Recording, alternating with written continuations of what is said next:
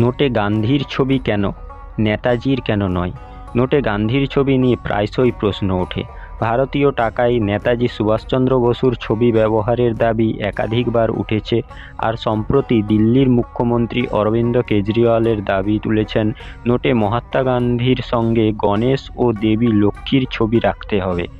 গুজরাট নির্বাচনকে সামনে রেখে কেজরিওয়াল এই দাবি হিন্দুত্ব কার্ড হিসেবে দেখছেন রাজনৈতিক বিশেষজ্ঞরা। নোটে গান্ধীর ছবি নিয়ে প্রায়শই প্রশ্ন ওঠে। ভারতীয় টাকায় নেতাজি সুভাষচন্দ্র বসুর ছবি ব্যবহারের দাবি একাধিকবার উঠেছে, আর সম্প্রতি গুজরাট নির্বাচনকে সামনে রেখে কেজরিওয়ালের এই দাবি হিন্দুত্ব কার্ড হিসেবে দেখছেন রাজনৈতিক বিশেষজ্ঞরা। কেজরিওয়ালের বক্তব্য, নোটে একপাশে গান্ধীজি এবং অন্যদিকে লক্ষ্মী গণেশের ছবি থাকতে হবে, দেশের মানুষ আশীর্বাদ পাবে। নোটে কি গান্ধীর বদলে নেতাজি বা দেবদেবীর ছবি দেওয়া সম্ভব? এ তো গেল কেজরিওয়ালের কথা। তবে তিনিই যে প্রথম নোটে লক্ষ্মী গণেশের ছবি ছাপার কথা বলেছেন এমনটা নয়। কেজরিওয়ালের প্রথম নন যিনি এমন দাবি করেছেন। বছর কয়েক আগে বিজেপি নেতা সুব্রমণিয়াম স্বামীও নোটে ভগবান গণেশ ও দেবীর লক্ষ্মীর ছবি ছাপানোর দাবি জানিয়েছিলেন।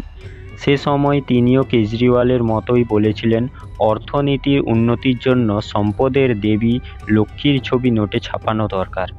এ প্রসঙ্গে জানিয়ে রাখি, অনেকেই মনে করছেন নোট থেকে মহাত্মা গান্ধীর ছবি তুলে ফেলা উচিত।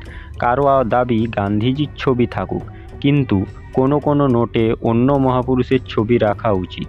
সেই জন্য নেতাজির ছবি ছাপার দাবিও উঠেছিল।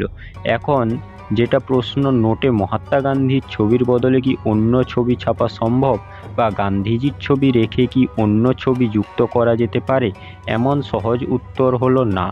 আমরা জানি যে স্বাধীনতার পর বহু বছর ধরে নোটে অশোক স্তম্ভ বা অন্য চিহ্ন ছাপা হয়েছিল।